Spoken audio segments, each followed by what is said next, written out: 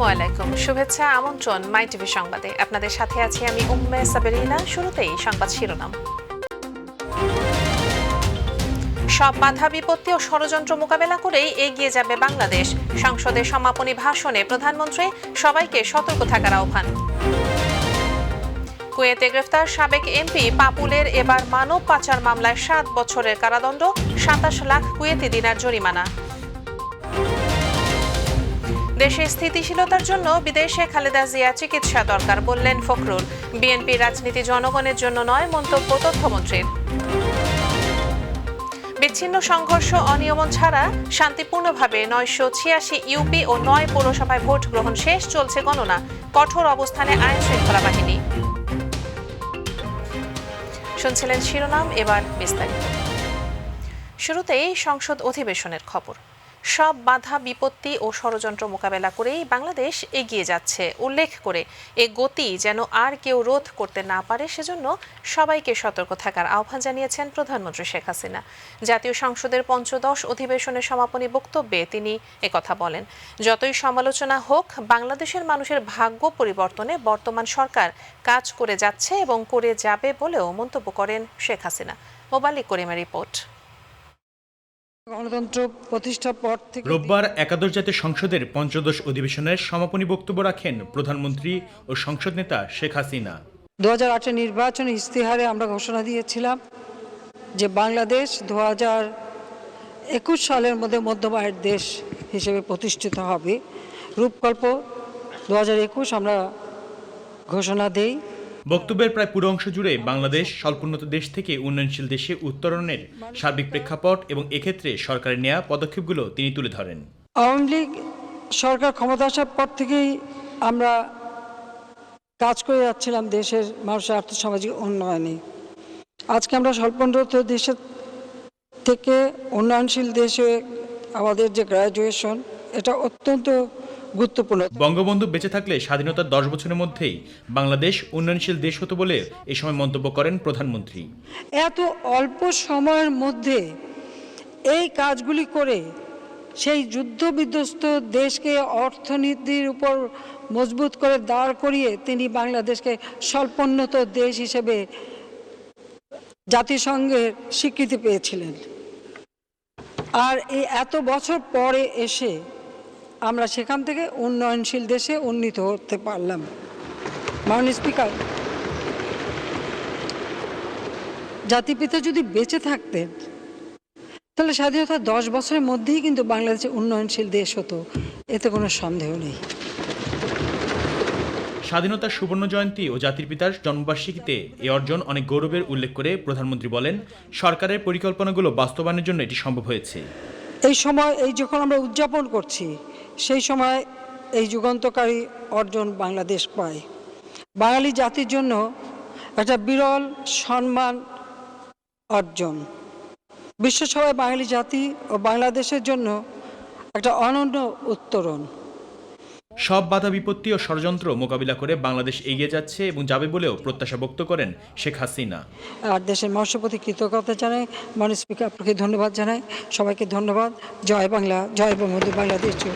মোবাল্লিক করিম, মাই TV, Dhaka.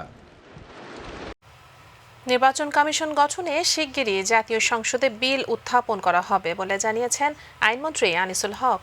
তিনি বলেন, সংসদের আগামী বা তার পরের অধিবেশনে বিল উত্থাপন করা হবে, তবে এবারে নির্বাচন কমিশন এই আইনে গঠিত হবে না। জাতীয় সংসদে বাংলাদেশ সুপ্রিম কোর্টের বিচারক পারিতোষিক ও বিশেষাধিকার বিলের ওপর বক্তব্যে আইনমন্ত্রী এ তথ্য জানান। বলেন, বিএনপি চেয়ারপারসন বেগম খালেদা জিয়া সরকারের কাস্টাডিতে নেই, তিনি মুক্ত। এ নিয়ে বিএনপির দাবি সঠিক নয়।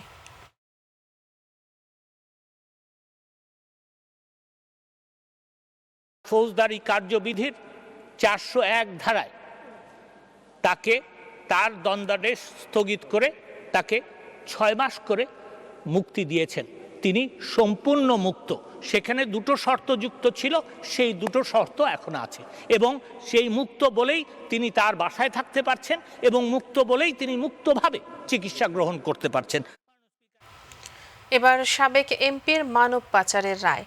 অর্থ পাচারের পর এবার মানব পাচারের মামলায় কুয়েতে গ্রেপ্তার লক্ষ্মীপুর ২ আসনের সাবেক এমপি শহীদ ইসলাম পাপুলকে ৭ বছরের কারাদণ্ড দেওয়া হয়েছে। মামলায় তাকে আরও ২৭ লাখ কুয়েতি দিনার জরিমানা দেওয়ার আদেশ দিয়েছেন কুয়েতের শীর্ষ আপিল আদালত। এর আগে কুয়েতের বহুল আলোচিত অর্থ ও ঘুষের মামলায় তাকে ৪ বছরের কারাদণ্ড দেওয়া হয়েছিল। এছাড়া পাপুলের কাজে সহযোগিতা করায় কুয়েতের স্বরাষ্ট্র মন্ত্রণালয়ের সাবেক কর্মকর্তা মাজেন আল জার্রাহ, জনশক্তি পরিচালক হাসান আল খিদরকেও ৭ বছরের কারাদণ্ড দেওয়া হয়। সাবেক সংসদ সদস্য পাপুলকে গত বছর ৬ জুন রাতে কুয়েতে গ্রেপ্তার করা হয়। মারাফি কুয়েতিয়া কোম্পানির অন্যতম মালিক পাপুলের কুয়েতে বসবাসের অনুমতি ছিল। এবার রাজনৈতিক প্রসঙ্গ। দেশে স্থিতিশীলতা ও গণতন্ত্র চাইলে অনতিবিলম্বে বেগম খালেদা জিয়ার মুক্তি দিয়ে বিদেশে সুচিকিৎসার জন্য দাবি জানিয়েছেন বিএনপির মহাসচিব মির্জা ফখরুল ইসলাম আলমগীর। সকালে জাতীয় প্রেসক্লাবের সামনে জাতীয়তাবাদী স্বেচ্ছাসেবক দল আয়োজিত এক প্রতিবাদ সমাবেশে প্রধান অতিথির বক্তব্যে তিনি এ দাবি জানান। এ সময় তিনি আরও বলেন, বেগম খালেদা জিয়া গুরুতর অসুস্থ, তাকে মুক্তি না দিলে দেশ অস্থিতিশীলতার দিকে ধাবিত হবে। দেশের যদি সত্যিকার অর্থেই শান্তি চান, স্থিতিশীলতা চান, গণতন্ত্রকে ফিরিয়ে আনতে চান, একটা সত্যিকার অর্থেই একটা গণতান্ত্রিক ব্যবস্থা প্রতিষ্ঠা করতে চান, তাহলে দেশের বেগম খালেদা জিয়াকেই দরকার হবে। অন্যথায় কেউ এখানে শান্তি স্থিতিশীলতা ফিরিয়ে আনতে পারবে না। বিএনপি বিভ্রান্তি সৃষ্টির রাজনীতিতে বিশ্বাসী বলে মন্তব্য করেছেন আওয়ামী লীগ সাধারণ সম্পাদক ওবায়দুল কাদের। সংসদ ভবন কার্যালয়ে ব্রিফিংকালে তিনি বলেন, মুখে গণতন্ত্রের কথা বললেও রাজনৈতিক দল হিসেবে বিএনপি প্রতিবন্ধকতা তৈরি ছাড়া আর কোনো ভূমিকাই রাখতে পারেননি। আলাদা অনুষ্ঠানে তথ্য সম্প্রচার মন্ত্রী ডক্টর হাসান মাহমুদ বলেন, বিএনপির রাজনীতি এখন জনগণের জন্য নয়, খালেদা জিয়ার স্বাস্থ্য নিয়ে। রাকিব হাসানের রিপোর্ট। ষড়যন্ত্রের রাজনীতি। সংসদ ভবনস্থ নিজ কার্যালয়ে আয়োজিত ব্রিফিংয়ে বিএনপি নেতাদের বিভিন্ন বক্তব্যের জবাব দেন আওয়ামী লীগের সাধারণ সম্পাদক, সড়ক পরিবহন ও সেতুমন্ত্রী। বিএনপি মহাসচিব বলেছেন, দেশের মালিকানা জনগণের কাছ থেকে আওয়ামী লীগ ছিনিয়ে নিয়েছে। আমি বলবো, আওয়ামী লীগ বিশ্বাস করে মনে প্রাণে চিন্তায় চেতনায় দেশের মালিকানা জনগণের। এ মালিকানা জনগণের হাতেই আছে।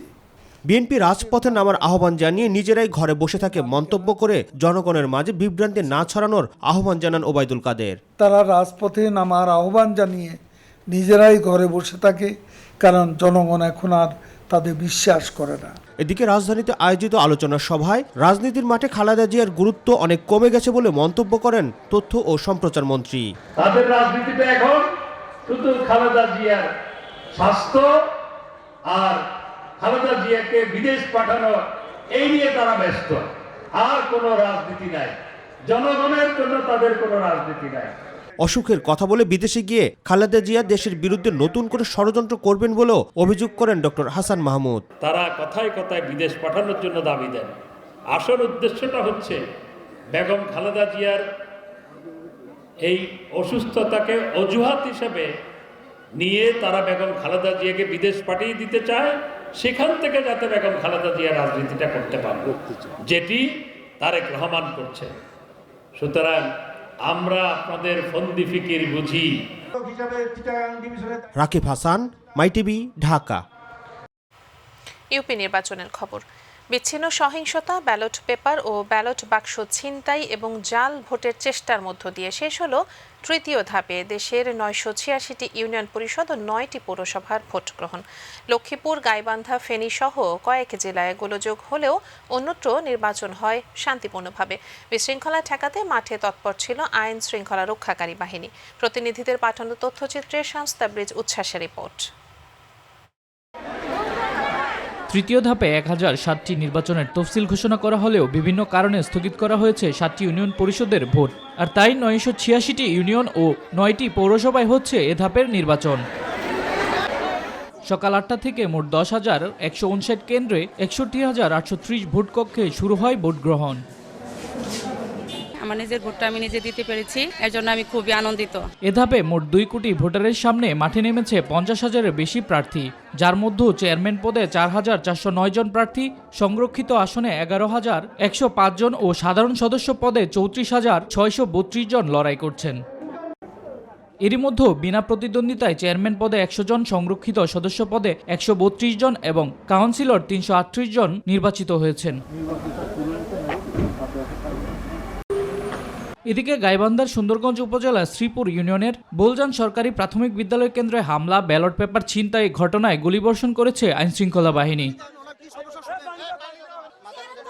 ভোটের পরিবেশ সুষ্ঠুভাবে বজায় করতে রাখছে এবং এখানে বহিরাগত কয়েকজনকে আটক করেছি। ইতিমধ্যে আমি নিজে একজনকে আটক করেছি এবং তাকে 7 দিনের বিনাশ্রম কারাদণ্ড মোবাইল কোর্টের মধ্যে দেওয়া হয়েছে।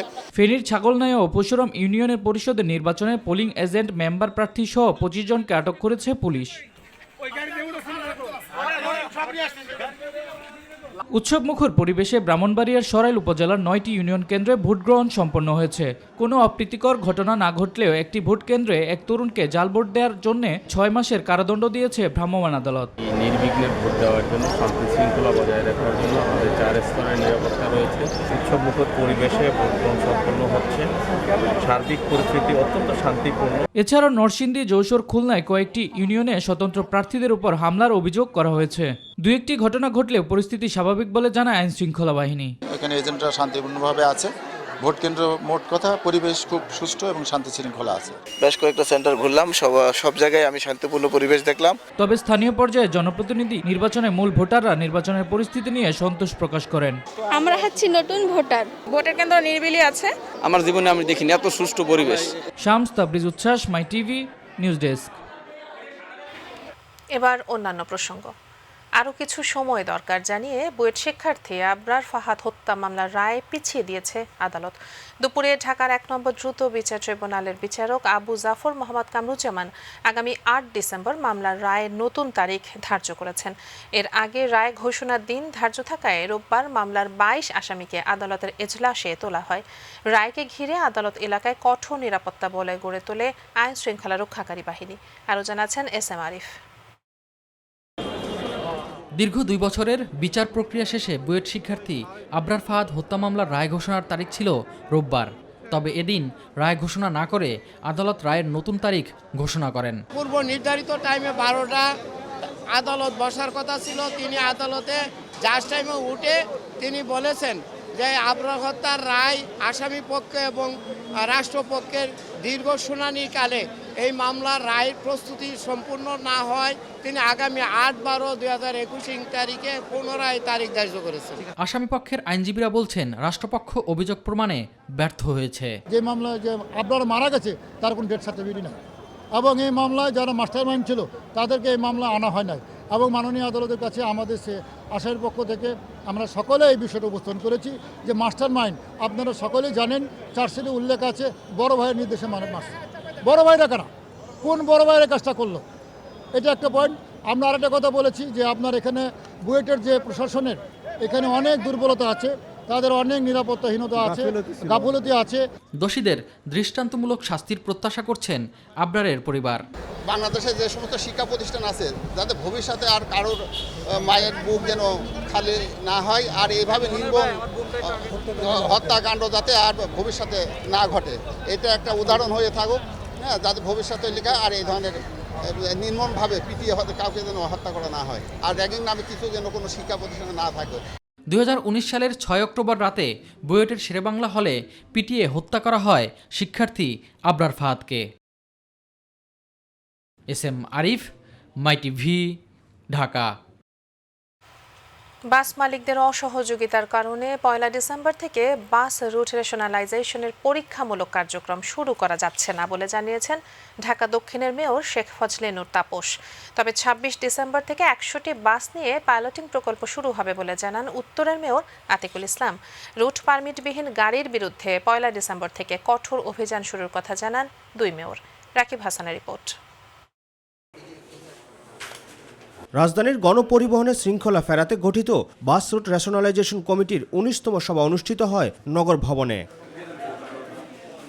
সভা শেষে কমিটির সভাপতি দক্ষিণ সিটি কর্পোরেশনের মেয়র শেখ ফজলিনুর তাপস জানান, নানা অসঙ্গতির কারণে পূর্ব নির্ধারিত তারিখ অনুযায়ী 1 ডিসেম্বর থেকে চালু হচ্ছে না ঘাটারচর থেকে কাশকুর পর্যন্ত পাইলটিং প্রকল্পে বাস চলাচল।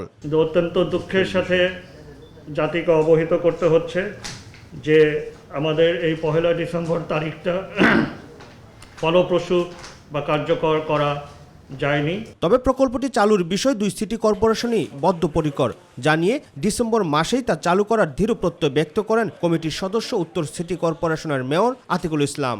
যে যারা বাস মালিকরা যারা আছেন তারা আমাদেরকে যেভাবে প্রতিশ্রুতি দিয়েছিলেন বাসগুলো দেওয়ার জন্য, কিন্তু তারা কিন্তু সে প্রতিশ্রুতি রাখতে পারেন নাই, যার ফলশ্রুতিতে আজকে আমরা বাধ্য হয়েছি যে এই রুটে বিআরটিসির সহযোগিতায় আমরা আগামী 26শে ডিসেম্বর 100টি বাস ঘাটারচর থেকে সাইনবোর্ড পর্যন্ত চলার জন্য।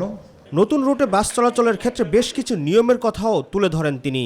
কতক্ষণ যাত্রী থাকবে, 5 minute peak hour, off peak আওয়ারে হচ্ছিল 10 মিনিট, সেভাবে অপেক্ষার সময় নির্ধারণ করে, এবং এই রুটে যেটা হবে টিকিটিং সিস্টেমের মাধ্যমেই আমাদের এই বাসগুলোকে চলবে। 1 ডিসেম্বর থেকে রুট পারমিট বিহীন বাসের বিরুদ্ধে কঠোর অভিযান পরিচালিত হবে জানিয়ে চালকের যোগ্যতা সম্পর্কে জানান মেয়র তাপস। যে এটা সবুজ হবে, এটার নাম হবে ঢাকা নগর পরিবহন, এবং সেখানে প্রশিক্ষিত গাড়ি চালক থাকবে, তাদের নিজস্ব কাপড় থাকবে, তারা নিজস্ব শর্তগুলো নিয়ম পরিপালন করে আমাদের নির্দিষ্ট যাত্রী ছাউনি এবং বাস বেতে সেখানে বাসগুলো থামবে এবং পরিচালিত হবে।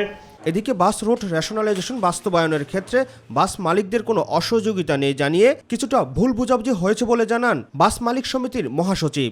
বাস রুট ফ্রাঞ্চাইজ করতে হলে শুধু এই পাইলট রুটটা না, সারা ঢাকা শহরে করবে, এবং সারা ঢাকা শহরে আমাদের সহযোগিতা না থাকলে তো এটা কিভাবে হবে? আমাদের সহযোগিতা অবশ্যই থাকবে। রাকিব হাসান, মাই টিভি, ঢাকা। নিরাপদ সড়ক আন্দোলনে 9 দফা দাবি বাস্তবায়ন ও শিক্ষার্থীদের জন্য বাসে অর্ধেক ভাড়া নিশ্চিত করতে সরকারিভাবে প্রজ্ঞাপন জারি সহ 7 দফা দাবিতে আজও রাজধানী বিভিন্ন সড়কে বিক্ষোভ করে শিক্ষার্থীরা। দাবি না মানা পর্যন্ত বিক্ষোভ চলবে বলে জানায় তারা। এদিকে সড়ক অবরোধ করে বিক্ষোভের কারণে কাকরাইল, পল্টন, মালিবাগ সহ বেশ কয়েকটি সড়কে দীর্ঘ যানজটের সৃষ্টি হয়। শিক্ষার্থীদের দাবির সঙ্গে একমত পোষণ করেন কর্মজীবীরাও, কিন্তু এভাবে আন্দোলন না করতে অনুরোধ জানান তারা।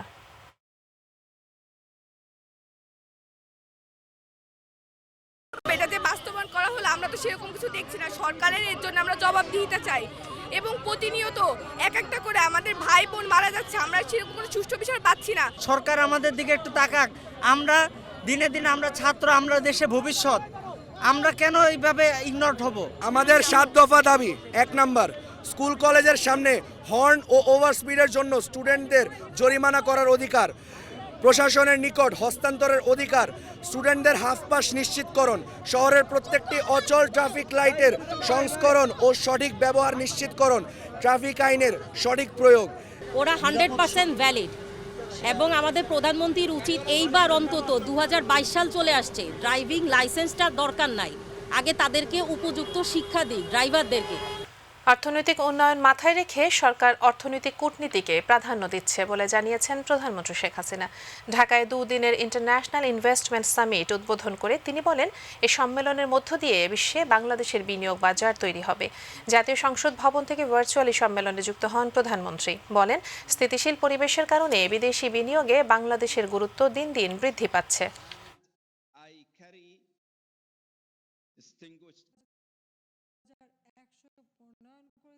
বাংলাদেশ বিশ্বে 38টি দেশে একতরফা শুল্কমুক্ত রপ্তানির সুবিধা পাচ্ছে।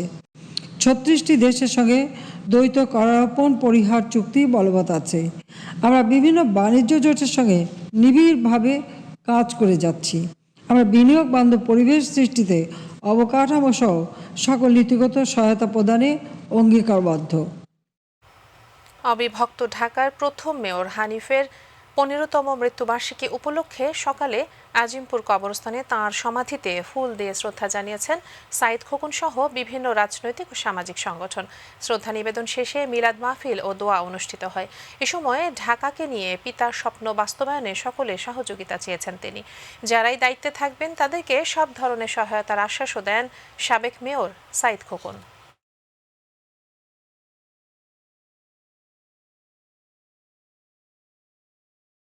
তার বর্ণাঢ্য রাজনৈতিক জীবন রয়েছে, সেই জীবনকে ঢাকাবাসী আজও স্মরণ করে এবং তার যে আদর্শ, সেই আদর্শ নিয়ে আমরা আগামী দিনে চলার পথে এগিয়ে যাব। আজকের এই দিনে এই শহরের মানুষের কাছে, এদেশের মানুষের কাছে তার সন্তান হিসেবে আমি পরিবারের পক্ষ হতে সকলের দোয়া কামনা করছি। গাজীপুর সিটি কর্পোরেশনের ভারপ্রাপ্ত মেয়র হিসেবে আনুষ্ঠানিক দায়িত্ব বুঝে নিলেন প্যানেল মেয়র আসাদুর রহমান কিরণ। দুপুরে সিটি কর্পোরেশনের সম্মেলন কক্ষে সিটি কর্পোরেশনের প্রধান নির্বাহী কর্মকর্তা আমিনুল ইসলামের কাছ থেকে তিনি দায়িত্ব বুঝে নেয়ার পর সকলের সহযোগিতায় সিটি কর্পোরেশনকে সকল অনিয়ম দুর্নীতি মুক্ত রাখার প্রতিশ্রুতি দেন। এ সময় উপস্থিত ছিলেন মহানগর আওয়ামী লীগের ভারপ্রাপ্ত সাধারণ সম্পাদক আতাউল্লাহ মণ্ডল, যুগ্ম সাধারণ সম্পাদক মতিউর রহমান মতি সহ আওয়ামী লীগের নেতাকর্মীরা।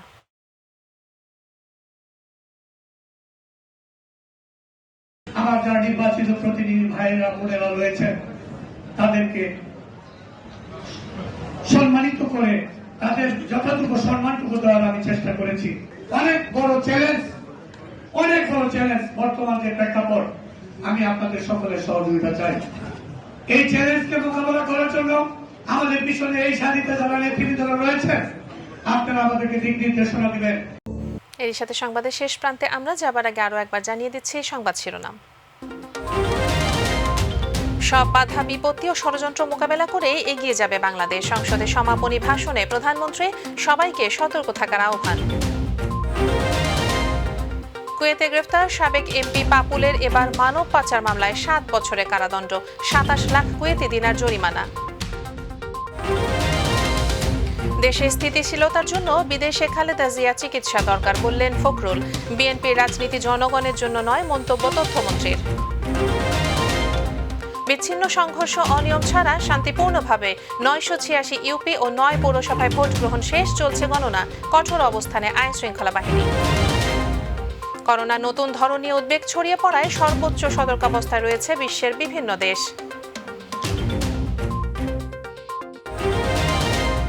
এবং চট্টগ্রাম টেস্টে পাকিস্তানের বিপক্ষে বাংলাদেশের 83 রানের লিড, দ্বিতীয় ইনিংসের তৃতীয় দিন শেষে সংগ্রহ 4 উইকেটে 39 রান। সঙ্গে থাকার জন্য ধন্যবাদ সবাইকে। এছাড়া ইউটিউবে মাই টিভি সংবাদ পেতে ভিজিট করুন youtube/mytvbd নিউজ এবং আমাদের অনুষ্ঠান দেখতে ভিজিট করুন youtube/mytv বাংলা, facebook/mytv বাংলা। পরবর্তী সংবাদ রয়েছে রাত 9:30 দেখার আমন্ত্রণ জানিয়ে বিদায় নিচ্ছি আমি উম্মে সাবরিনা। দর্শক, করোনা সংক্রমণ রোধে সবাই সতর্ক থাকুন, মাস্ক পরুন, অবশ্যই স্বাস্থ্যবিধি মেনে চলুন। আল্লাহ হাফেজ।